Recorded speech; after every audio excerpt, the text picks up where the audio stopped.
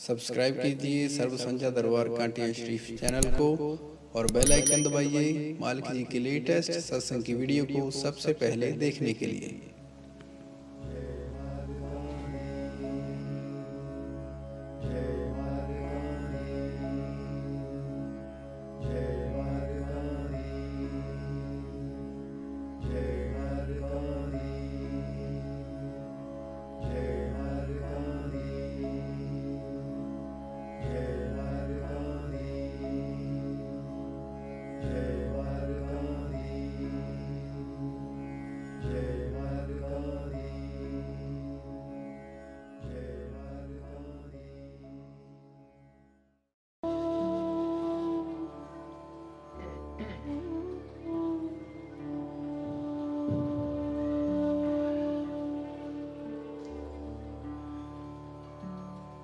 शुरू करते हैं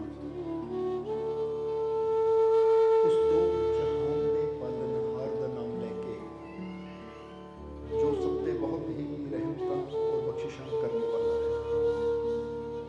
अज 11वीं रोज़ का पवित्र दिन है। सब तो पहला आई हुई सारी संगत को अज दे इस 11वीं रोज़ के पवित्र दिन दी बहुत बहुत बधाइयां, बहुत बहुत मुबारकां।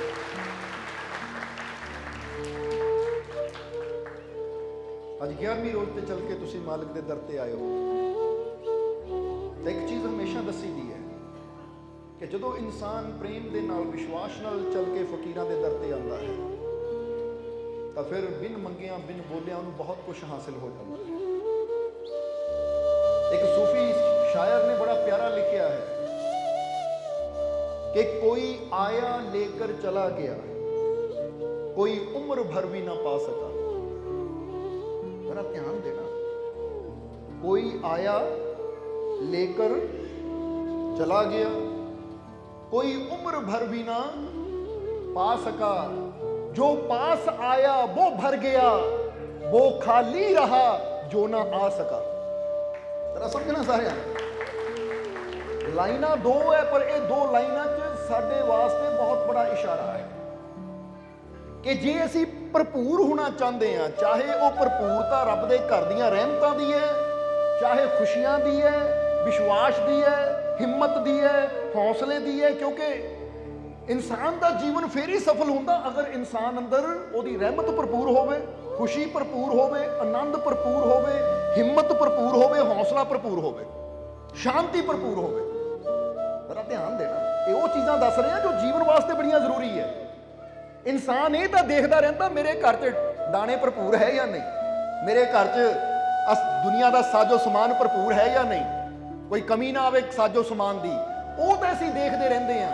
पर एक गल हमेशा याद रखो, साजो समान ने साडे जीवन चो आनंद और शांति नहीं देनी जो उन्होंने चीज़ों ने देनी है जिहदी असीं गल कर रहे हैं। वो किहड़ियां? मालिक दी रहमत, हिम्मत, हौसला, साहस, शांति, सुकून, खुशी। जरा आप सोचो कि ये चीज़ां बाजारों चों नहीं मिलदियां।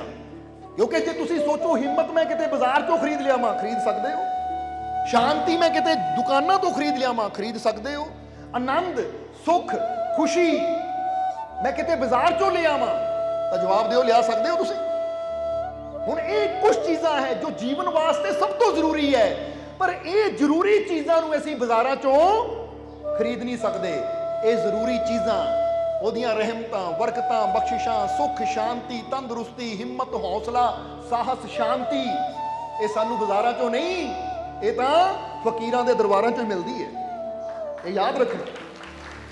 एक हुंदा बाजार यानी दुनिया, और एक हुंदा दरबार यानी और रब दा घर। इसलिए बाजार की तरफ जाते हैं तो दुनिया का साजो समान वो मिलता जो खरीदिया जा सकता है। खरीदने का मतलब तुसीं समझदे हो, बाजार चो कपड़ा मिल जाएगा पैसा दे के खरीद लओगे, बाजार चो साजो सामान मिल जाएगा पैसा दे के खरीद लओगे, हीरा मोती सोना चांदी मिल जाएगा पैसा दे के खरीद लवांगे।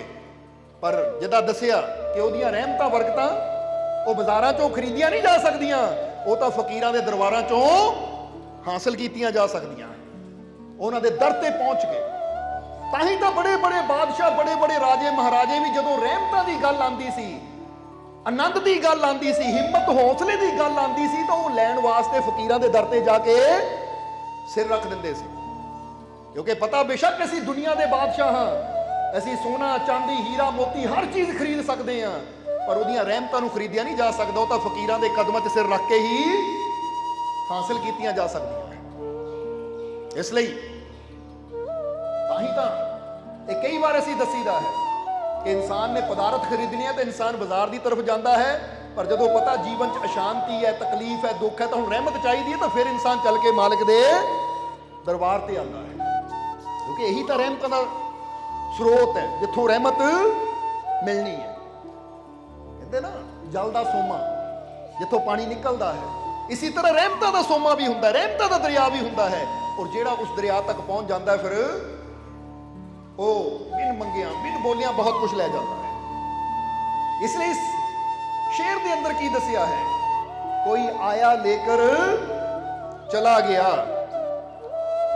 कोई उम्र भर भी ना पा सका। कि कई ऐसे ही होंगे है, वो पहली बार ही आते हैं और आके बेनती करते हैं और झोलियां भर के ले जाते हैं। तो कई ऐसे भी होंगे कि कई कई साल कई कई महीने कई कई दिन हो जाते जांदियां नूं, पर फिर भी उन्होंने हासिल कुछ होंदा ही नहीं है। हुण फर्क कित्थे है? इस शब्द के अंदर यही चीज साफ की गई है कि कई आंदे आके झोलियां भर के ले जाते हैं, और कई ऐसे होंगे जिन्होंने कई कई साल कई कई महीने हो जाते हैं नाल चलदियां नूं, नाल रहिंदियां नूं, बेनतियां करदियां नूं, पर वो कहंदे साडी फरियाद हाले पूरी नहीं हुई। समझदे हो कि नहीं? हुण फर्क कित्थे है? कि फर्क ओहदियां रहमतां च है। जरा सोचो, क्योंकि जे ਉਹਦੀ ਰਹਿਮਤ 'ਚ ਫਰਕ ਹੁੰਦਾ ਤਾਂ ਜਿਹੜਾ ਅੱਜ ਆਇਆ ਔਰ ਝੋਲੀ ਭਰ ਕੇ ਲੈ ਗਿਆ ਤਾਂ ਉਹਦੀ ਝੋਲੀ ਕਿੱਦਾਂ ਭਰਦੀ? ਸਮਝਦੇ ਹੋ ਕਿ ਨਹੀਂ? ਜਿਹਦਾ ਬੰਦਾ ਕਹਿੰਦਾ ਨਾ ਇੱਕ ਕੂਆ ਆ, ਉਸ ਕੂਏ ਤੇ ਇੱਕ ਆਦਮੀ ਆਇਆ, ਉਹ ਆਂਦਾ ਹੀ ਪਾਣੀ ਪੀ ਕੇ ਪਿਆਸ ਬੁਝਾ ਕੇ ਖੁਸ਼ੀ ਨਾਲ ਚਲਾ ਗਿਆ। ਦੂਜਾ ਆਇਆ 1 ਘੰਟਾ 2 ਘੰਟੇ ਬੈਠਾ ਰਿਹਾ, 2 ਦਿਨ ਬੈਠਾ ਰਿਹਾ, ਪਰ ਉਹਦੀ ਪਿਆਸ ਨਹੀਂ ਬੁਝੀ। ਤਾਂ ਇਹਦਾ ਮਤਲਬ ਕੀ ਹੈ ਕਿ ਜੇ ਕੂਏ 'ਚ ਪਾਣੀ ਨਾ ਹੁੰਦਾ ਤਾਂ ਪਹਿਲੇ ਨੂੰ ਵੀ ਨਾ ਮਿਲਦਾ, ਪਰ ਜੇ ਤੈਨੂੰ ਨਹੀਂ ਮਿਲਿਆ ਤਾਂ ਇਹਦਾ ਮਤਲਬ ਕਿਤੇ ਨਾ ਕਿਤੇ ਕਮੀ ਤੇਰੇ ਅੰਦਰ, ਤੂੰ ਪੂਰੀ ਕੋਸ਼ਿਸ਼ ਨਹੀਂ ਕੀਤੀ। ਸਮਝਦੇ ਹੋ ਕਿ ਨਹੀਂ? ਹੁਣ ਅਸੀਂ ਦੱਸਣਾ ਚਾਹਾਂਗੇ ਕਿ ਅਸੀਂ ਪੋਜ਼ਿਟਿਵਿਟੀ ਨਾਲ ਬੜਾ ਭਰਪੂਰ ਆ। ਕਈ ਆਂਦੇ ਆ ਗੱਲ ਹੀ ਕਰਦੇ ਆ ਫੋਨ ਤੇ, ਕਹਿੰਦੇ ਮਾਲਕੋ ਤੁਹਾਡੇ ਨਾਲ ਗੱਲ ਕਰਕੇ એનર્ਜੀ ਮਿਲ ਗਈ, ਊਰਜਾ ਮਿਲ ਗਈ, ਅਸੀਂ ਭਰਪੂਰ ਹੋ ਗਏ। ਤਾਂ ਕਈ ਐਸੇ ਜਿਨ੍ਹਾਂ ਨੂੰ ਕਈ ਕਈ ਸਾਲ ਹੋ ਗਏ ਨਾਲ ਰਹਿੰਦੇ ਨੂੰ ਹਾਲੇ ਵੀ ਨੈਗੇਟਿਵਿਟੀ 'ਚ ਫਸੇ ਹੋਏ। ਸਮਝਦੇ ਹੋ ਕਿ ਨਹੀਂ? ਇਹਦਾ ਮਤਲਬ ਕੀ ਹੈ ਦੱਸਣਾ ਚਾਹੁੰਦੇ ਆ ਤੁਹਾਨੂੰ, ਕਿਉਂਕਿ ਅਸੀਂ ਚਾਹੁੰਦੇ ਆ ਤੁਹਾਡੀ ਨੈਗੇਟਿਵਿਟੀ ਨੂੰ ਖਤਮ ਕੀਤਾ ਜਾਵੇ। ਨੈਗੇਟਿਵਿਟੀ ਸਮਝਦੇ ਹੋ ਨਾ ਤੁਸੀਂ? ਇਹ ਜਿਹੜੀ ਬੁਰੀ ਸੋਚ ਹੈ, ਇੱਕ ਅੰਦਰ ਡਰ ਹੈ, ਚਾਹੇ ਉਹ ਡਰ ਕਿਸੇ ਵੀ ਸ਼ੈ ਨੂੰ ਲੈ ਕੇ ਹੈ। ਸਮਝਦੇ ਹੋ?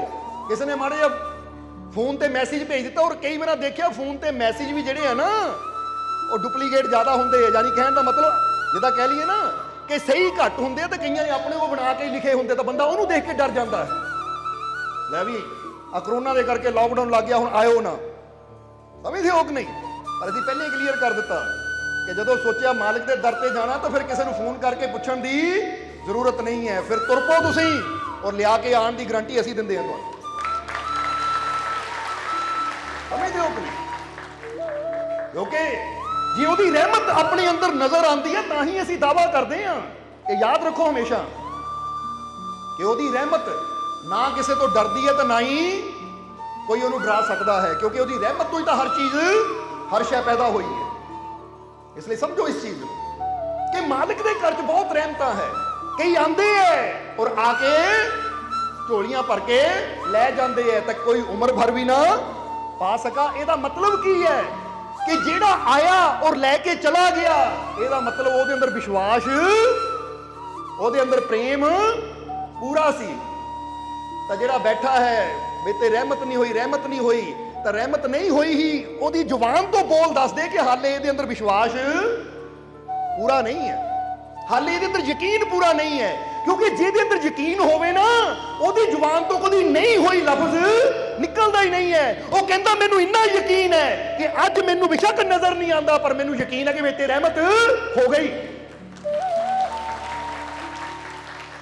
ਸਮਝਦੇ ਹੋ ਕਿ ਨਹੀਂ? ਮੇਰੇ ਤੇ ਰਹਿਮਤ ਹੋ ਗਈ। क्योंकि जदों इंसान कहता हो गई तो फिर होने नूं कोई वक्त नहीं लगता। तो जदों इंसान कहता होई नहीं तो इसका मतलब ਇਹਦਾ नहीं वाल ध्यान ज्यादा है, तो अपने मालिक ते विश्वास कह दियो घट है। ਹੁਣ ਤੁਹਾਡਾ ਵਿਸ਼ਵਾਸ ਜ਼ਿਆਦਾ ਹੈ ਜਾਂ ਘੱਟ ਹੈ?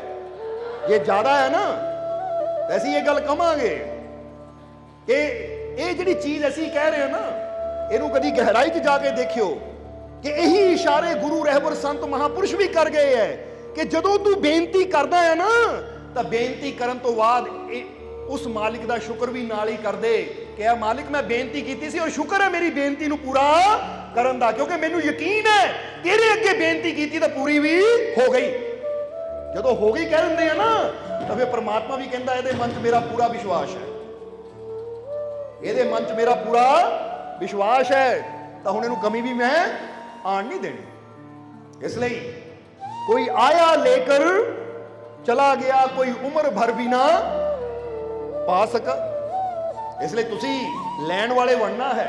ਇਹ ਨਹੀਂ ਕਿ ਬੰਦਾ ਕਵੇ ਕਿ ਨਦੀ ਦੇ ਕਿਨਾਰੇ ਬੈਠਾ ਰਿਹਾ ਤਾਂ ਪਿਆਸਾ ਹੀ ਬੈਠਾ ਰਿਹਾ, ਤਾਂ ਫਿਰ ਬੈਠਣ ਦਾ ਫਾਇਦਾ ਕੀ ਹੈ?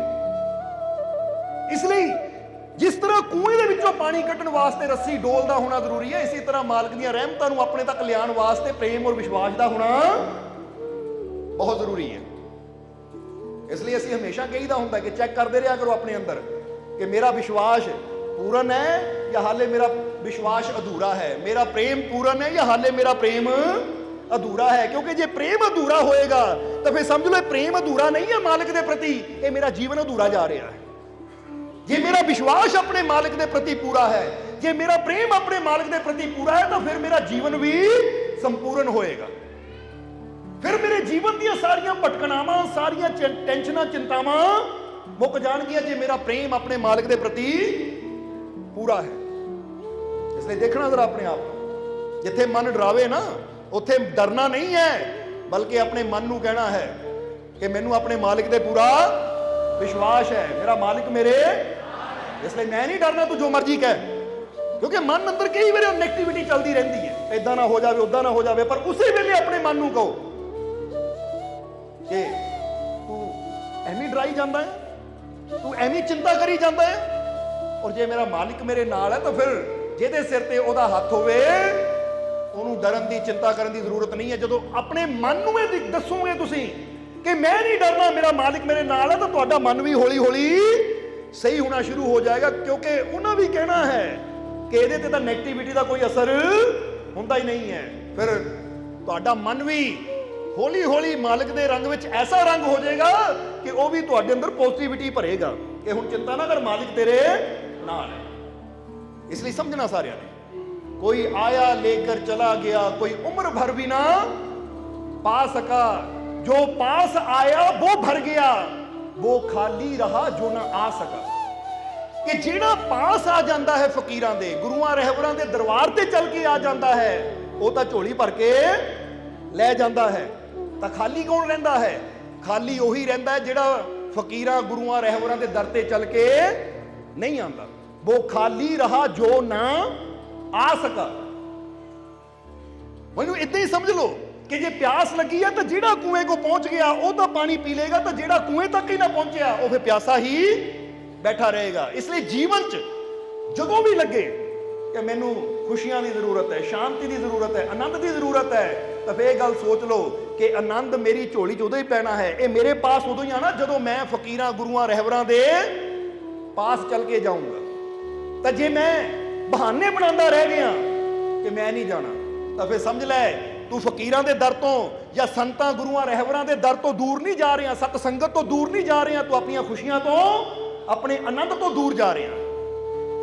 ਇਸ ਲਈ ਜਿਹੜਾ ਆ ਜਾਂਦਾ ਹੈ ਵਿਸ਼ਵਾਸ ਨਾਲ ਉਹ ਭਰਪੂਰ ਹੋ ਕੇ ਜਾਂਦਾ ਹੈ, ਤਾਂ ਜਿਹੜਾ ਨਹੀਂ ਪਹੁੰਚਦਾ ਉਹ ਫਿਰ ਆਪ ਹੀ ਖਾਲੀ ਰਹਿ ਜਾਂਦਾ ਹੈ। ਇਸ ਲਈ ਜੋ ਆਇਆ ਭਰकर ਚਲਾ ਗਿਆ वो खाली रहा जो ना आ सका। और ਹੁਣ ਇੱਕ ਗੱਲ ਤੁਹਾਨੂੰ ਕਹਿਣੀ ਚਾਹਾਂਗੇ ਕਿ ਤੁਸੀਂ ਆ ਗਏ ਹੋ ਨਾ, ਤਾਂ ਜੋ ਆਇਆ ਭਰकर ਚਲਾ ਗਿਆ, ਤਾਂ ਹੁਣ ਭਰ ਕੇ ਜਾਣਾ, ਤੁਸੀਂ ਭਰਪੂਰ ਹੋ ਕੇ ਜਾਣਾ ਹੈ। ਕਿਉਂਕਿ ਇੱਥੇ ਇੱਕ ਖਾਲੀਪਨ ਹੁੰਦਾ ਇਨਸਾਨ ਦੇ, ਇਨਸਾਨ ਵਿਸ਼ਵਾਸ ਤੋਂ ਖਾਲੀ ਹੁੰਦਾ ਹੈ, ਪ੍ਰੇਮ ਤੋਂ ਖਾਲੀ ਹੁੰਦਾ ਹੈ, ਹੌਸਲੇ ਤੋਂ ਖਾਲੀ ਹੁੰਦਾ ਹੈ, ਹਿੰਮਤ ਤੋਂ ਖਾਲੀ ਹੁੰਦਾ ਹੈ। ਕਿਉਂਕਿ ਗੱਲ ਸਾਰੀ ਅੰਦਰ ਦੀ ਹੈ, ਇਹ ਯਾਦ ਰੱਖਣਾ। ਜਦੋਂ ਅੰਦਰੋਂ ਇਨਸਾਨ ਦੇ ਅੰਦਰ ਬਦਲਾਵ ਆਉਂਦਾ ਨਾ, ਸੋਚ ਬਦਲਦੀ ਹੈ, ਤਾਂ ਬਾਹਰਲੇ ਹਾਲਾਤ ਵੀ ਬਦਲਨੇ ਸ਼ੁਰੂ ਹੋ ਜਾਂਦੇ ਆ। ਇਹਦੇ ਬਾਰੇ ਇੱਕ ਬੜੀ ਪਿਆਰੀ ਕਹਾਣੀ, ਫਕੀਰਾਂ ਦੇ ਜੀਵਨ ਦੀ ਇੱਕ ਬੜੀ ਪਿਆਰੀ ਸਾਖੀ ਸਾਨੂੰ ਯਾਦ ਆ ਗਈ ਕਿ ਇੱਕ ਫਕੀਰ ਸੀ ਜੋ ਪਰਮਾਤਮਾ ਦੀ ਬੰਦਗੀ ਕਰਦੇ ਹੁੰਦੇ ਸੀ, ਔਰ ਨਾਲ ਹੀ ਉਹਨਾਂ ਕੋਲ ਇੱਕ ਜ਼ਮੀਨ ਦਾ ਟੁਕੜਾ ਸੀ ਜਿਹਦੇ ਉੱਪਰ ਉਹਨਾਂ ਨੇ ਸੰਗਤਰੇ, ਔਰੰਜ ਸੰਗਤਰੇ ਸਮਝਦੇ ਨਾ ਤੁਸੀਂ, ਸ਼ਾਇਦ ਉਹਨਾਂ ਨੂੰ ਕਿੰਨੂ ਵੀ ਕਿਹਾ ਜਾਂਦਾ ਹੈ, ਉਹਦਾ ਬਾਗ ਉਹਨਾਂ ਨੇ ਲਾਇਆ ਸੀ ਛੋਟੀ ਜਿਹੀ ਜ਼ਮੀਨ ਦੇ ਟੁਕੜੇ 'ਚ। ਪਰ ਉਹ ਪਰਮਾਤਮਾ ਦਾ ਨਾਮ ਲੈਂਦਿਆਂ ਲੈਂਦਿਆਂ ਉਹਨੂੰ ਪਾਣੀ ਦਿੰਦੇ ਹੁੰਦੇ ਐ, ਉਹਨੂੰ ਕੋਈ ਉਹਨਾਂ ਨੇ ਖਾਦ ਵੀ ਪਾਣੀ ਤਾਂ ਆਪਣੇ ਰੱਬ ਦਾ ਸਿਮਰਨ ਕਰਦਿਆਂ ਕਰਦਿਆਂ ਉਹ ਬਾਗ ਦੇ ਇਕੱਲੇ ਇਕੱਲੇ ਪੌਦੇ ਨੂੰ ਪਾਣੀ ਦੇਣਾ, ਖਾਦ ਪਾਣੀ, ਪੂਰਾ ਧਿਆਨ ਰੱਖਣਾ। ਹਰ ਵੇਲੇ ਉਹਨਾਂ ਦੀ ਜ਼ੁਬਾਨ ਤੇ ਰੱਬ ਦਾ ਨਾਮ ਸੀ। ਔਰ ਇੱਕ ਗੱਲ ਹਮੇਸ਼ਾ ਯਾਦ ਰੱਖੋ, ਜਦੋਂ ਅਸੀਂ ਰੱਬ ਦਾ ਨਾਮ ਲੈਂਦਿਆਂ ਲੈਂਦਿਆਂ ਕੋਈ ਕੰਮ ਕਰਦੇ ਆ ਨਾ, ਤਾਂ ਉਹ ਚੀਜ਼ ਵਿੱਚ ਸਵਾਦ ਵੀ ਕਈ ਗੁਣਾ ਜ਼ਿਆਦਾ ਪੈਦਾ ਹੋ ਜਾਂਦਾ ਹੈ, ਕਿਉਂਕਿ ਹਰ ਚੀਜ਼ ਨੂੰ ਪੈਦਾ ਕਰਨ ਵਾਲਾ ਉਹ ਪ੍ਰਮਾਤਮਾ ਹੈ। ਹਰ ਚੀਜ਼ ਅੰਦਰ ਰਸ ਭਰਨ ਵਾਲਾ ਉਹ ਪ੍ਰਮਾਤਮਾ ਹੈ। ਬੋਲੋ ਕੌਣ ਹੈ? ਉਹੀ ਹੈ ਨਾ। ਇਸ ਲਈ ਤਾਂ ਕਿਹਾ ਜਾਂਦਾ ਹੈ ਕਿ ਜਿਸ ਨੇ ਖਲਕਤ ਦੀ ਹਰ ਸ਼ੈ ਨੂੰ ਬਣਾਇਆ, ਪਰਮਾਤਮਾ ਨੇ ਹਰ ਸ਼ੈ ਨੂੰ ਬਣਾਇਆ, ਔਰ ਹਰ ਸ਼ੈ ਦੇ ਅੰਦਰ ਉਹਨਾਂ ਰੰਗ ਭਰਿਆ, ਖੁਸ਼ਬੂ ਭਰੀ, ਹਰ ਸ਼ੈ ਦੇ ਅੰਦਰ ਮਿਠਾਸ ਭਰੀ। ਤਾਂ ਜਦੋਂ ਉਹਨੂੰ ਯਾਦ ਕਰਕੇ ਅਸੀਂ ਕੰਮ ਕਰਾਂਗੇ ਤਾਂ ਫਿਰ ਪਰਮਾਤਮਾ ਉਹ ਚੀਜ਼ ਦੇ ਅੰਦਰ ਉਹ ਰਸਤਾ ਭੇਜਦਾ ਹੀ ਆ, ਨਾਲ ਨਾਲ ਰੱਬ ਦੀਆਂ ਰਹਿਮਤਾਂ ਵੀ, ਉਹਦੇ ਨਾਮ ਦੀਆਂ ਬਰਕਤਾਂ ਵੀ ਉਹਦੇ ਅੰਦਰ ਚਲੀਆਂ ਜਾਂਦੀਆਂ। ਇਸ ਲਈ ਕਦੀ ਕਰਕੇ ਦੇਖਣਾ ਤੁਸੀਂ। ਤੁਹਾਡੇ ਤਰਫ ਤਾਂ ਇਸ਼ਾਰਾ ਕਰ ਰਹੇ, ਘਰ 'ਚ ਚਾਹ ਬਣਾਉਂਦੇ ਹੋ, ਦਾਲ ਬਣਾਉਂਦੇ ਹੋ, ਰੋਟੀ ਬਣਾਉਂਦੇ ਹੋ, ਕੁਛ ਵੀ ਕਰਦੇ ਹੋ ਨਾ, ਰੱਬ ਦਾ ਨਾਮ ਲੈਂਦੇ ਲੈਂਦੇ, ਦਿਲੋਂ ਪ੍ਰਮਾਤਮਾ ਦਾ ਸਿਮਰਨ ਕਰਦੇ ਕਰਦੇ, ਉਹਨੂੰ ਯਾਦ ਕਰਦੇ ਕਰਦੇ ਚੀਜ਼ ਬਣਾਓ। ਤੁਸੀਂ ਦੇਖੋਗੇ ਚੀਜ਼ ਅੱਛੀ ਵੀ ਬਣੇਗੀ, ਔਰ ਉਹ ਚੀਜ਼ 'ਚ ਅਸਰ ਵੀ ਐਸਾ ਹੋਏਗਾ ਜਿਹੜਾ ਉਹ ਚੀਜ਼ ਨੂੰ ਖਾ ਲੇਗਾ ਤਾਂ ਦੁੱਖ ਵੀ ਦੂਰ ਹੋ ਜਾਏਗਾ। ਪਰ ਹੁੰਦਾ ਕੀ ਹੈ, ਅੱਜ ਇਨਸਾਨ ਦਾਲ ਬਣਾਉਂਦਾ ਹੈ, ਸਬਜ਼ੀ ਬਣਾਉਂਦਾ ਹੈ, ਕੁਛ ਬਣਾਉਂਦਾ ਹੈ, ਤਾਂ ਕਈ ਵਾਰ ਦੇਖਿਆ ਕੰਨਾਂ 'ਚ ਹੈੱਡਫੋਨ ਲਾਏ ਹੁੰਦੇ ਆ, ਗੱਲ ਚੱਲਦੀ ਹੁੰਦੀ ਕਿਸੇ ਹੋਰ ਨਾਲ, ਨਿੰਦਿਆ ਹੋ ਰਹੀ ਹੈ, ਚੁਗਲੀ ਹੋ ਰਹੀ ਹੈ, ਜਾਂ ਕੁਝ ਪੰਜਾਬੀ ਗਾਣੇ ਚੱਲ ਰਹੇ ਹੈ, ਕੁਝ ਹੋਰ ਸੌਂਗ ਚੱਲ ਰਹੇ ਹੈ, ਫਿਰ ਇੱਧਰ ਤੜਕਾ ਲੱਗ ਰਿਹਾ ਹੈ। ਤਾਂ ਹੁਣ ਜਿੱਦਾਂ ਦੀ ਅੰਦਰ ਭਾਵਨਾ ਹੋਣੀ, ਉਦਾਂ ਦੀ એનર્ਜੀ ਨਿਕਲਣੀ ਹੈ, ਫਿਰ ਉਦਾਂ ਦੀ ਦਾਲ ਸਬਜ਼ੀ ਬਣਨੀ। ਬਾਅਦ ਚੋਂ ਕੀ ਕਹਿਣਾ, ਆ ਦਾਲ ਖਾ ਕੇ ਗੋਡੇ ਦੁਖਣ ਲੱਗ ਪਏ, ਆ ਦਾਲ ਖਾ ਕੇ ਜਾਂ ਰੋਟੀ ਖਾ ਕੇ ਮੇਰਾ ਆਹ ਕੰਮ ਹੋ ਗਿਆ, ਮੈਨੂੰ ਹਜਮ ਨਹੀਂ ਹੋਈ, ਮੈਨੂੰ ਇਹ ਹੋ ਗਿਆ, ਮੈਨੂੰ ਉਹ ਹੋ ਗਿਆ। ਇਹ ਫਰਕ ਪੈਂਦਾ ਹੈ, ਕਿਉਂਕਿ ਹਰ ਚੀਜ਼ ਜੋ ਵੀ ਅਸੀਂ ਅੰਦਰ ਸਾਡੇ ਜਦੋਂ ਚੱਲਦਾ ਹੈ ਨਾ, ਜਿੱਦਾਂ ਦੀ ਸਾਡੀ ਅੰਦਰ ਸੋਚ ਹੁੰਦੀ, ਉਦਾਂ ਦੀ એનર્ਜੀ ਬਾਹਰ ਆਣੀ ਸ਼ੁਰੂ ਹੋ ਜਾਂਦੀ ਹੈ। ਇਦਾਂ ਹੀ ਸਮਝ ਲਓ ਕਿ ਜਿੱਦਾਂ ਇੱਕ ਡੱਬਾ ਹੋਵੇ ਨਾ, ਉਹਦੇ ਅੰਦਰ ਜਿੱਦਾਂ ਦੀ ਅਗਰਬੱਤੀ ਲਾ ਦੇਣੀ ਤੁਸੀਂ, ਗੁਲਾਬ ਦੀ ਲਾ ਦੋਗੇ ਤਾਂ ਬਾਹਰ ਗੁਲਾਬ ਦੀ ਮਹਿਕ ਆਣੀ ਹੈ, ਚੰਪਾ ਦੀ ਲਾ ਦੋਗੇ ਤਾਂ ਬਾਹਰ ਚੰਪਾ ਦੀ ਮਹਿਕ ਆਣੀ ਹੈ, ਚਮੇਲੀ ਦੀ ਲਾ ਦੋਗੇ ਬਾਹਰ ਚਮੇਲੀ ਦੀ ਮਹਿਕ ਆਣੀ ਹੈ। ਇਸੇ ਤਰ੍ਹਾਂ ਤੁਹਾਡੇ ਵਿਚਾਰ ਵੀ ਅਗਰਬੱਤੀ ਦਾ ਕੰਮ ਕਰਦੇ ਆ। ਜਿੱਦਾਂ ਦੇ ਤੁਹਾਡੇ ਅੰਦਰ ਵਿਚਾਰ ਚੱਲਣੇ ਆ, ਉਦਾਂ ਦੀ એનર્ਜੀ